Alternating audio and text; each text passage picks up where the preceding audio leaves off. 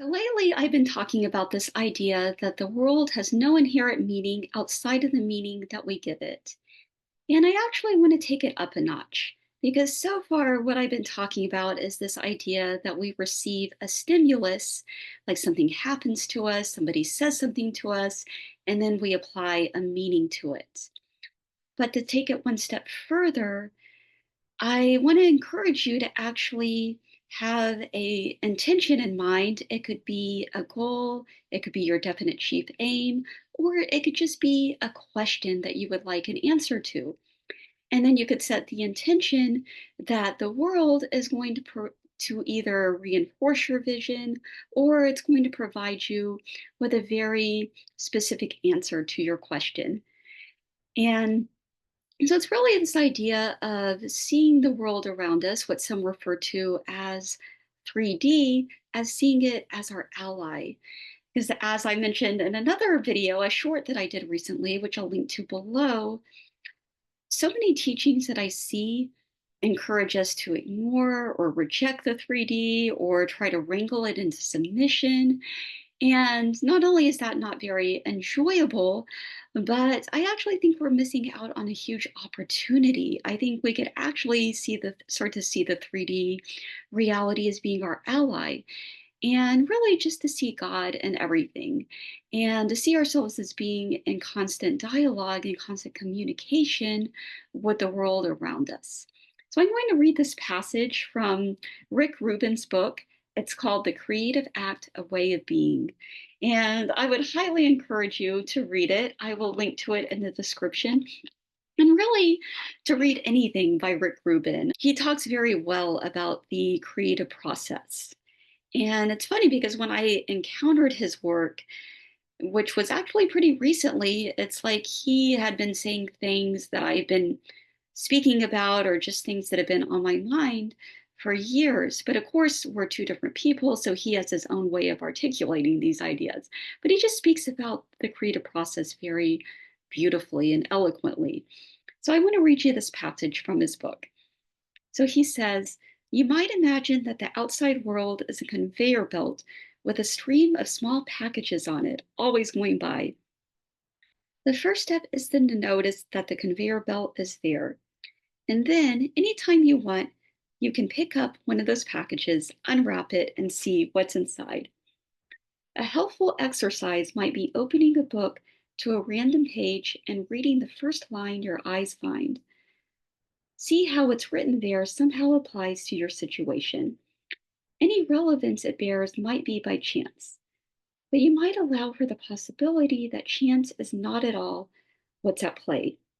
When my appendix burst, the doctor who diagnosed it insisted that I go to the hospital immediately to have it removed. I was told there were no other options. I found myself in a nearby bookstore. Standing out on a table in the front was a new book by Dr. Andrew Weil. I picked it up and let it fall open. The first passage my eyes went to said, if a doctor wants to remove a part of your body and they tell you it has no function, don't believe this. The information I needed was made available to me in that moment, and I still have my appendix.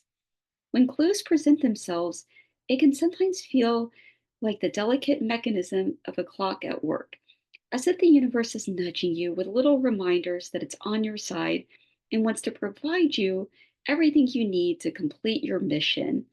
So I really love, this is me, Kate again, I really love this last sentence. The universe is nudging you with reminders that it's on your side and wants to provide you everything you need to complete your mission. So I think it really aligns with this mindset of just seeing everything as being in your favor. And again, just seeing your environment as being your ally. And this is just a side note, but I really like what he said too about if a doctor wants to remove a part of your body, they tell you it has no function, don't believe this. So I've always been a bit skeptical of the idea that something in our body would have no function or the whole idea of junk DNA. And obviously, that's a whole nother rabbit hole. But like, why would God make junk? Or if you want to take the scientific route, why with this evolutionary process, which we can see just by observing nature, we can see how perfect it is. Why would it just make junk? But anyway, I think this is a really great passage of just taking a really intentional approach to seeing the world as being our ally and just setting an intention that, again, it could be a specific question, or it could just be setting the intention that everything that you encounter is going to serve to reinforce your goal or your vision.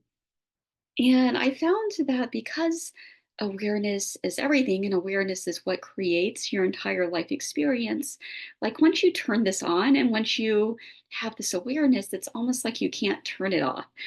And so now I can't even watch a TV show or just listen to a random conversation without being guided back to my vision, which is very nice. It's very convenient because it used to be I would always feel very scattered and discombobulated and in a million different places.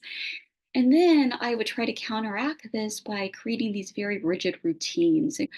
Anytime I would find myself getting distracted, I would force myself to get back on track. So this is a much more flow-based, much gentler approach with no force required, which is definitely preferable. So it's like there's always this invisible thread guiding you back where you need to go. So anyway, I would love to hear your thoughts on this. Thank you so much for watching and have a wonderful day.